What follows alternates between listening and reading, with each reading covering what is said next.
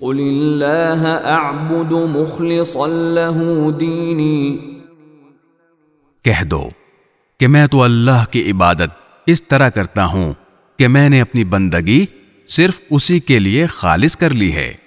فاعبدوا ما شئتم من دونه قل ان الخاسرین الذین خسروا انفسهم واهلیہم یوم القیامہ الا ذلك هو الخسران المبین۔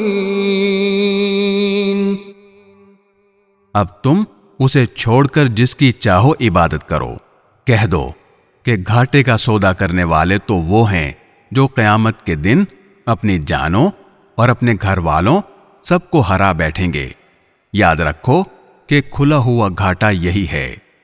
لهم من فوقهم ظلل من النار ومن تحتهم ظلل ذلك يخوف الله به عباده يا عباد فاتقون۔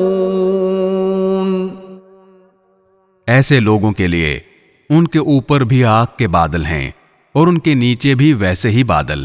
یہ وہی چیز ہے جس سے اللہ اپنے بندوں کو ڈراتا ہے، لہٰذا اے میرے بندو میرا خوف دل میں رکھو۔